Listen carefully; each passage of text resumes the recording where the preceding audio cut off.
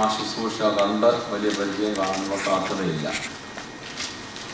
ശുശ്രൂഷയുടെ ഉള്ളടക്കത്തെപ്പറ്റി അല്പസമയം പറഞ്ഞതിന് ശേഷം ആ ശുശ്രൂഷ ആരംഭിക്കാമെന്ന് കരുതുകയാണ്. വിശുദ്ധ മത്തായിയുടെ സുവിശേഷം 25-ാം അധ്യായത്തിൻ്റെ ആദ്യ വാക്യങ്ങളിൽ 1 മുതലുള്ള വാക്യങ്ങളിൽ വളരെ പരിചിതമായ ഒരു വേദഭാഗമുണ്ട്. കർത്താവ് പറയുന്ന ഒരു ഉപമ, 10 കന്യകമാരുടെ ഉപമ. 5 പേർ ബുദ്ധിയില്ലാത്തവരും 5 പേർ ബുദ്ധിയുള്ളവരും. മണവാളന് വേണ്ടി അവർ കാത്തിരിക്കുന്നു.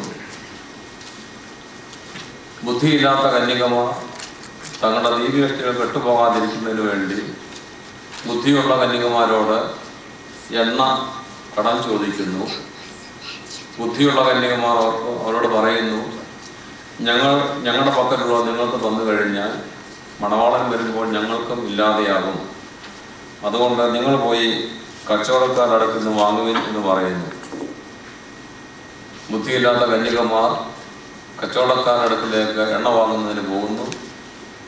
ആ സമയത്ത് മണവാളൻ വരികയും ബുദ്ധിയുള്ള കന്യകമാർ മണവാളനോട് ഒരുമിച്ച് മണവറയിൽ പ്രവേശിക്കുകയും ചെയ്തു. വാതിൽ അടയ്ക്കപ്പെടുകയും ചെയ്തു. ഇതാണ് ഉപമയുടെ ചുരുക്കം. എന്താണ് ഈ ഉപമയുടെ പ്രാധാന്യം? പ്രത്യേകിച്ചും കത്താനുഭവ ആഴ്ചയുടെ തിങ്കളാഴ്ച രാത്രി നമസ്കാരത്തോട് ചേർന്നാണ് ഈ ശുശ്രൂഷ നിർവഹിക്കുന്നതിനായിട്ട് ക്രമീകരിച്ചിരിക്കുന്നത്.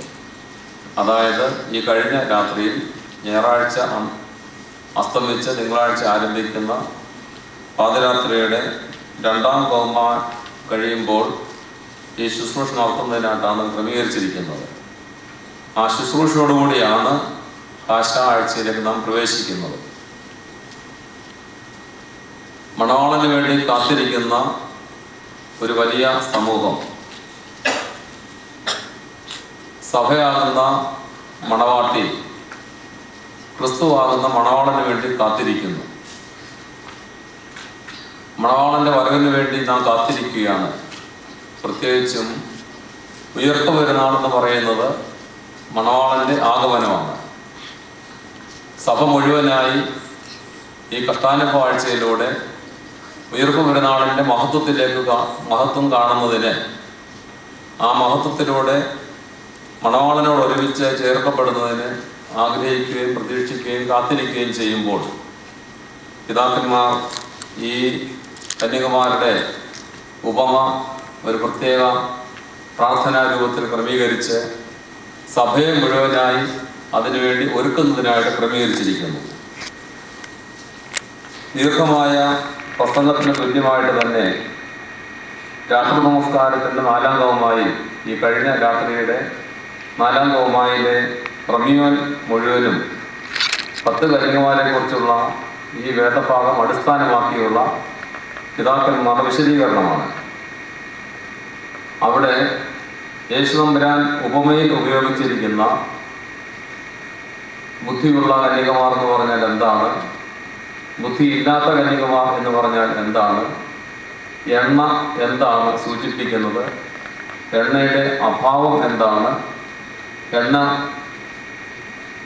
കയ്യിൽ ഏന്തിയിരിക്കുന്ന കന്യകമാർ ആരാണ്, ഇതേപ്പറ്റിയൊക്കെ ഈ പിതാക്കന്മാർ ധ്യാന രൂപത്തിൽ രേഖപ്പെടുത്തിയിട്ടുള്ളത് ഇത്രയും ആളുകൾ ഒരുമിച്ചുള്ളതുകൊണ്ട് ഞാൻ ആ വിഭാഗം തന്നെ ഒന്നുകൊണ്ട് വായിക്കുകയാണ്.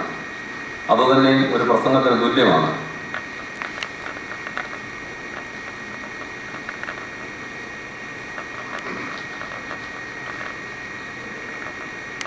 നീതി ചെയ്തവരെ ബുദ്ധിയുള്ള കന്യകമാരോട് താരതമ്യപ്പെടുത്തിയിരിക്കുന്നു. സുഹൃതമാകുന്ന എണ്ണ ഇല്ലാതിരുന്നവരെ ബുദ്ധിയില്ലാത്ത കന്യകമാരായി കരുതിയിരിക്കുന്നു. ഇതൊക്കെ വായിച്ചു കേൾക്കുമ്പോൾ നമ്മുടെ ജീവിതത്തിൻ്റെ തന്നെ അവസ്ഥയെ നമുക്ക് ചിന്തിക്കാം.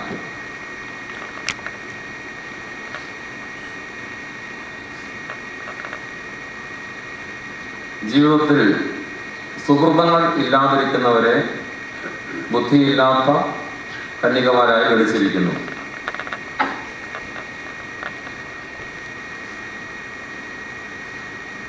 കർത്താവിൻ്റെ വരവിൻ്റെ ആഗമനത്തെപ്പറ്റി പറയുന്നത് സ്വർഗാരോഹണം മുതൽ നിന്റെ രണ്ടാമത്തെ വരെയുള്ള കാലഘട്ടത്തെ താമസം എന്ന് നാമകരണം ചെയ്യുന്നു. മണവാളൻ വരുന്നതിന് ഉണ്ടാകുന്ന താമസത്തെ പറ്റി പറയുന്നത് സ്വർഗാരോഹണം മുതൽ രണ്ടാമത്തെ വരെയുള്ള കാലഘട്ടത്തെ പറ്റി പ്രതിപാദിക്കുന്നു. എല്ലാവരെയും കൂട്ടിക്കൊണ്ടു പോകുന്നതായ മരണത്തെ മയക്കം ബുദ്ധിയില്ലാത്ത കന്യകമാർ മയങ്ങിപ്പോയി. അതേപറ്റി പറയുന്നത് എല്ലാവരെയും കൂട്ടിക്കൊണ്ടു പോകുന്നതായ മരണത്തെ മയക്കുമെന്നും ഉറക്കുമെന്നും സൂചിപ്പിക്കുന്നു. അവസാനത്തെ കാഹളം, പ്രധാന ദൂതന്റെ ശബ്ദം, എല്ലാവരുടെയും കബറുകളിൽ നിന്നുള്ള ഉയർപ്പ് എന്നിവയെ അട്ടഹാസമായിട്ടും മണവാളന്റെയും മണവാട്ടിയുടെയും എതിരേൽപ്പിനുള്ള ഘോഷമായിട്ടും നീ അറിയിക്കുന്നു. ബുദ്ധിഹീനകളുടെ ദീപവ്യക്തികളുടെ അയോഗ്യത, എണ്ണയ്ക്ക് വേണ്ടി അവർ ചോദിക്കുന്ന ചോദ്യം, എണ്ണയുടെ അഭാവം എന്നിവയാൽ ഈ ലോകത്തിൽ എല്ലാവരും ചെയ്തിട്ടുള്ള പ്രവൃത്തികളോട് നിന്റെ സന്നിധിയിൽ ന്യായമായി നിൽക്കുമെന്ന് നീ കാണിച്ചു. നമ്മുടെ കയ്യിൽ ഈ എണ്ണ കരുതിയിട്ടില്ലെങ്കിൽ നാം ന്യായവിധിയുടെ മുമ്പാകെ നിൽക്കേണ്ടി വരും. പ്രകാശത്തിന്റെ ക്രിയകളാൽ ശോഭയോടെ ജീവിച്ചിട്ടുള്ളവർ പ്രശോഭിതവും പ്രകാശസമൃദ്ധവുമായ പ്രകാശത്തിൽ ആനന്ദിക്കും. ശോഭയോടെ ഈ ലോകത്തിൽ ജീവിച്ചിട്ടുള്ളവർ ദൈവസന്നിധിയിൽ ആനന്ദിക്കും.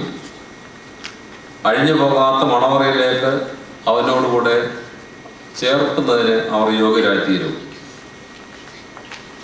അന്ധകാരമയമായ ദുഷ്പ്രവൃത്തികളാൽ അന്ധന്മാരായി തീരുകയും തങ്ങളുടെ ആത്മാക്കളാകുന്ന ദൈവവ്യക്തികൾക്ക് സുഹൃതമാകുന്ന എണ്ണ ഇല്ലാതാകുകയും ചെയ്തിട്ടുള്ളവർ വിശുദ്ധ മണവറയുടെ വാതിൽക്കൽ നിന്നുള്ള ബഹിഷ്കരണത്താൽ പുറത്തെ കൂരിരുട്ടിൽ കഠിന വേദന അനുഭവിക്കും.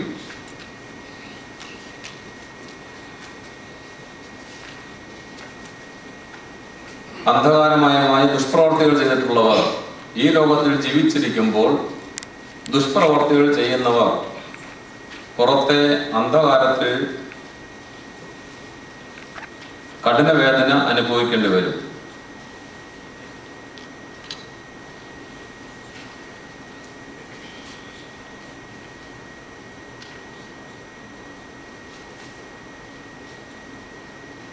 അതിനാൽ സഭ പ്രാർത്ഥിക്കുകയാണ്, നിന്റെ എഴുന്നള്ളത്തിന്റെ കോശങ്ങൾ ഉണ്ടാകുന്ന രാത്രിയിൽ, ഭയങ്കരമായ നിന്റെ പ്രത്യക്ഷതയുടെ നാഴികയിൽ ഒരുങ്ങി നിന്ന കന്യകമാർക്കായി സൂക്ഷിക്കപ്പെട്ടിരിക്കുന്ന ദുഃഖം ആസന്നമാവുകയും നിന്റെ എഴുന്നള്ളത്തിന്റെ സമയം പെട്ടെന്ന് വരികയും നിന്റെ പ്രത്യക്ഷയുടെ സമയം ധൃതിയോടെ ഉദിക്കുകയും നിന്റെ ശ്രേഷ്ഠതയുടെ എഴുന്നള്ളത്തിന് മുൻപ് സംഭ്രമകരമായ ആർപ്പുവിളിയും നിന്റെ ബഹുമാനത്തിന്റെ മഹത്വത്തിന് ചുറ്റും ഭയങ്കരമായ ഭ്രമവും ഉണ്ടാകുകയും ചെയ്യും. ബുദ്ധിയുള്ള കന്യകമാരെ പറ്റിയും ബുദ്ധിയില്ലാത്ത കന്യകമാരെ പറ്റിയും അവർക്കുണ്ടാകുന്ന അനുഭവങ്ങളെപ്പറ്റി വീണ്ടും പ്രതിപാദിക്കുന്നു. ബുദ്ധിയുള്ള കന്യകമാർ മുഖപ്രസന്നതയോടെ പുറപ്പെടും. ബുദ്ധിഹീനർ മുഖവാട്ടത്തോടെ നിൽക്കേണ്ടി വരും. ബുദ്ധിയുള്ളവർ പ്രസന്ന മുഖത്തോടുകൂടി മണവാളനെ എതിരേൽക്കും. ബുദ്ധിഹീനർ ലജ്ജയോടെ മുഖം കുലിച്ച് നിൽക്കേണ്ടി വരും. ബുദ്ധിയുള്ളവരുടെ ജ്ഞാനം പ്രകാശം പോലെ ഉദിക്കും. ബുദ്ധിഹീനകളുടെ കോശത്വം അന്ധകാരമായി മാറ്റിത്തീരും. ബുദ്ധിയുള്ളവരുടെ ദീപേഷ്ടികൾ മിന്നിത്തിളങ്ങും. ബുദ്ധിയില്ലാത്തവരുടെ വിളക്കുകൾ കെട്ടുപോകും. ബുദ്ധിയുള്ളവരിൽ നിന്നും ബുദ്ധിയില്ലാത്തവരെ നീ വേർതിരിച്ച് അന്ധകാരമുള്ളവരെ പ്രകാശമുള്ളവരിൽ നിന്നും നീ തള്ളിക്കളയുകയും പ്രകാശമുള്ളവരായ ബുദ്ധിമതികളെ നീ തിരഞ്ഞെടുക്കുകയും അന്ധകാരമുള്ള ബുദ്ധിയില്ലാത്തവരെ നീ നിരസിക്കുകയും ബുദ്ധിയുള്ളവർ അവരുടെ പ്രകാശത്തിനടുക്കൽ ആനന്ദിക്കുകയും ബുദ്ധിയില്ലാത്തവർ അവരുടെ വിളക്കുകളുടെ അരികിൽ ദുഃഖിക്കുകയും ചെയ്യും. രണ്ട് വ്യത്യസ്തങ്ങളായ അനുഭവങ്ങളാണ് ഇവിടെ രേഖപ്പെടുത്തുന്നത്. ബുദ്ധിയില്ലാത്തവർക്ക് അന്ധകാരം, അവർക്ക് മരണം. അവർക്ക് വേദന. ബുദ്ധിയുള്ളവർക്ക് പ്രകാശം, അവർക്ക് ദിവ്യ ജ്ഞാനത്തിൻ്റെ അനുഭവം, മണവാളൻ്റെ സന്നിധിയിലേക്കുള്ള പ്രവേശനത്തിൻ്റെ അനുമതി അവർക്ക് ലഭിക്കുന്നു. ബുദ്ധിയില്ലാത്തവർ അവരുടെ വിളക്കുകളോടുകൂടി ദുഃഖിക്കേണ്ടി വരും. ഒരുങ്ങിയിരുന്നവർ മുൻകൂട്ടി പ്രവേശിക്കും, ഉദാസീനരായിരുന്നവർ ലജ്ജയോടെ നിൽക്കേണ്ടി വരും. ബുദ്ധിയുള്ളവർ സന്തോഷപൂർവ്വം മണവറയിലേക്ക് പ്രവേശിക്കും, ബുദ്ധിയില്ലാത്തവരുടെ മുൻപാകെ ദുഃഖത്തോടെ വാതിൽ അടയ്ക്കപ്പെടും. ബുദ്ധിയുള്ള കന്യകമാരും ബുദ്ധിയില്ലാത്തവരും തമ്മിലുള്ള വ്യത്യാസത്തെ പറ്റി പിതാക്കന്മാർ പ്രതിപാദിക്കുന്നു. ബുദ്ധിയില്ലാത്തവരുടെ മുമ്പാകെ മണവാളൻ വരുമ്പോൾ വാതിൽ അടയ്ക്കപ്പെടും. ബുദ്ധിയില്ലാത്തവർ മണവറയുടെ വാതിൽ അടയ്ക്കപ്പെട്ടിരിക്കുന്നത് കാണുകയും തങ്ങളുടെ കെട്ടുപോയ ദീപയഷ്ടികളെ സൂക്ഷിക്കുകയും വിവേകമുള്ളവർ മണവറയിൽ ആനന്ദിക്കുകയും ബുദ്ധിയുള്ളവർ മണവാളനോട് കൂടെ മണവറയിൽ പ്രവേശിച്ച് മണവാളനോടുകൂടെ അവർ ആനന്ദിക്കും. വിവേകമില്ലാത്തവർ, ബുദ്ധിയില്ലാത്തവർ നരകത്തിൽ ഞെരുക്കം അനുഭവിക്കുകയും ബുദ്ധിയുള്ളവർ മഹത്വത്തോടെ നിന്നെ കാണുകയും ബുദ്ധിയില്ലാത്തവർ സങ്കടത്തോടെ നിലവിളിക്കുകയും ചെയ്യും. ബുദ്ധിയുള്ളവർ പ്രകാശത്തിന്റെ മണവറയിലിരുന്ന് പാടും, ബുദ്ധിയില്ലാത്തവർ വാതിലിന് പുറത്തു നിന്ന് കരയും.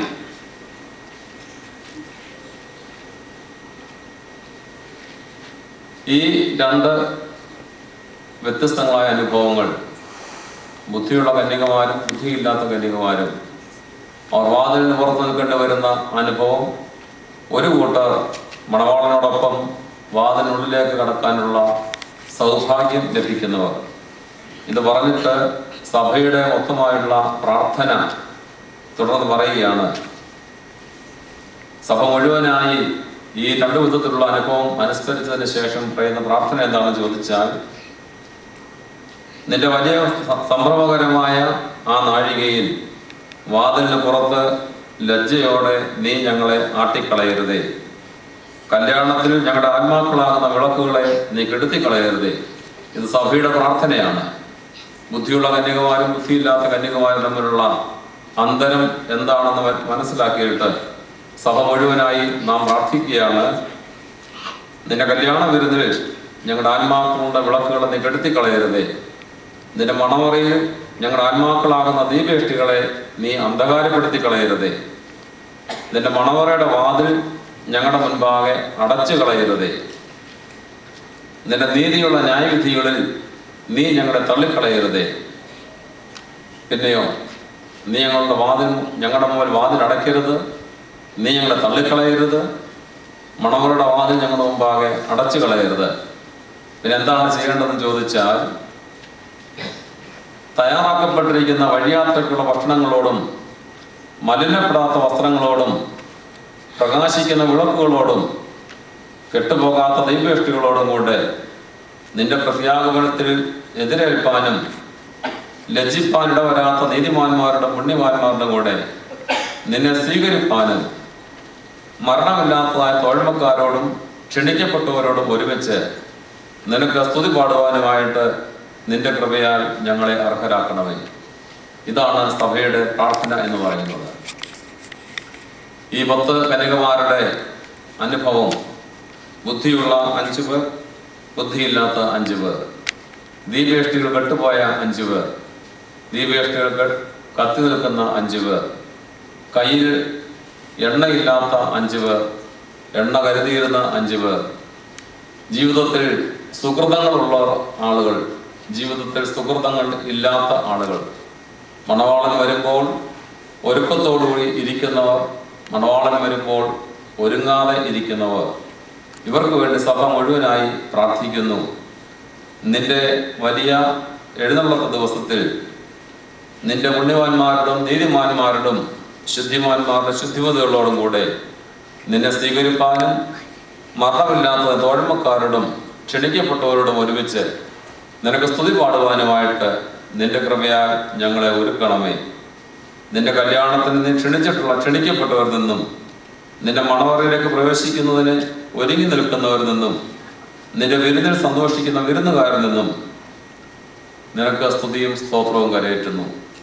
ഞങ്ങൾ ഒരുമിച്ച്, ഈ സഭ ഒരുമിച്ച് നാം ഒരു വലിയ വിരുന്നിലേക്ക് പ്രവേശിക്കുകയാണ്. നസ്രായനായ യേശു തമ്പുരാന്റെ കല്യാണ വിരുന്നിലേക്ക്, കാൽവറിയുടെ യാഗത്തിലേക്ക് പ്രവേശിക്കുമ്പോൾ സഭ മുഴുവനായി ഉണർവോടുകൂടി, ഒരുക്കത്തോടുകൂടി മണവാളനോടൊപ്പം കൈകളിൽ തിരികളേന്തി പ്രകാശത്തിൻ്റെ മക്കളായി ഈ വലിയ ആഹ്വാനം ഉൾക്കൊള്ളാൻ നമുക്ക് സാധിക്കണം. ഇതിൻ്റെ പ്രത്യേകമായ ഈ പ്രാർത്ഥനയും ഈ ശുശ്രൂഷയും നാം പങ്കെടുക്കുമ്പോൾ നമുക്ക് ഉൾക്കൊള്ളേണ്ട ദിവ്യമായ ജ്ഞാനം, ദിവ്യമായ അനുഭവം, ദിവ്യമായ ആശയം ഇതാണ്. നമ്മുടെ ജീവിതത്തിൽ നാം എങ്ങനെയാണ് ജീവിക്കുന്നത്? നമ്മുടെ ജീവിതക്രമങ്ങൾ എങ്ങനെയാണ്?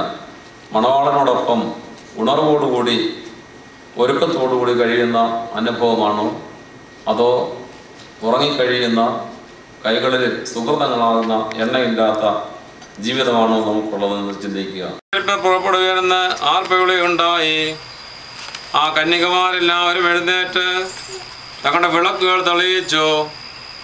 എന്നാൽ ബുദ്ധിഹീനർ ബുദ്ധിമതികളോട്, ഇതാ ഞങ്ങളുടെ വിളക്കുകൾ കെട്ടുപോകുന്നത് കൊണ്ട് നിങ്ങളുടെ എണ്ണയിൽ കുറെ ഞങ്ങൾക്കും തരിക എന്ന് പറഞ്ഞു. ആ ബുദ്ധിമതികൾ ഉത്തരമായി, ഞങ്ങൾക്കും നിങ്ങൾക്കും മതിയാകാതെ വന്നേക്കാമെന്നതിനാൽ നിങ്ങൾ വിൽപ്പനക്കാരുടെ അടുത്ത് പോയി വാങ്ങുക എന്ന് പറഞ്ഞു. അവർ വാങ്ങുവാൻ പോയപ്പോൾ മണവാളൻ വന്നു. ഒരുങ്ങിയിരുന്നവർ അവനോടുകൂടെ മണവറയിൽ പ്രവേശിച്ചു. വാതിൽ അടയ്ക്കപ്പെടുകയും ചെയ്തു. ഒടുവിൽ മറ്റേ കന്യകമാരും വന്ന്, കർത്താവേ, ഞങ്ങൾക്കും തുറന്നു തരണമേ എന്ന് അപേക്ഷിച്ചു. അവൻ ഉത്തരമായിട്ട് അവരോട്, നിങ്ങളെ ഞാൻ അറിയുന്നില്ല എന്ന് സത്യമായി നിങ്ങളോട് പറയുന്നു എന്ന് പറഞ്ഞു. അതുകൊണ്ട് ആ ദിവസവും സമയവും അറിയാത്തതിനാൽ നിങ്ങൾ ഉണർന്നിരിക്കുവീൻ എന്ന് തന്നെ അരുളി ചെയ്തു. ലമൊറിയോ സഗത്തോ.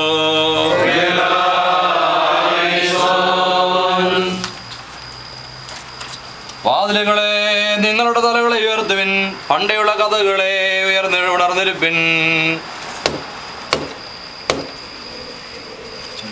വാതിലുകളെ നിങ്ങളുടെ തലകളെ ഉയർത്തുവിൻ, പണ്ടയുള്ള കഥകളെ ഉയർന്നിരിപ്പിൻ. വാതിലുകളെ നിങ്ങളുടെ തലകളെ ഉയർത്തുവിൻ, പണ്ടയുള്ള കഥകളെ ഉയർന്നിരിപ്പിൻ.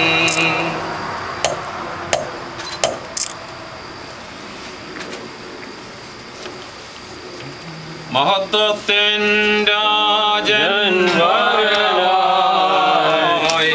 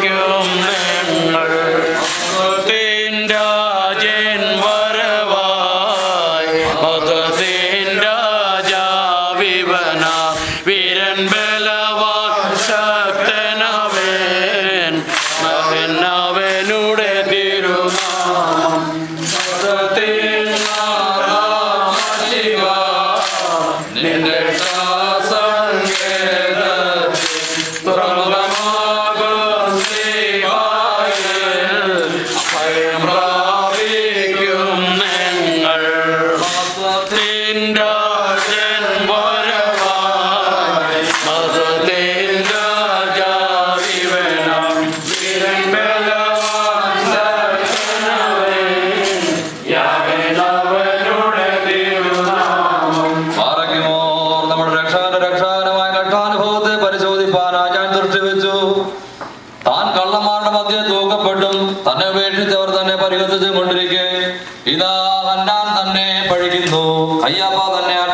ചെയ്യുന്നു.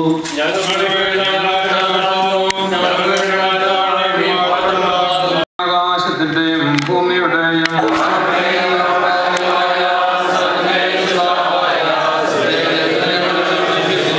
ദൈവത്തിന്റെ പുത്രനും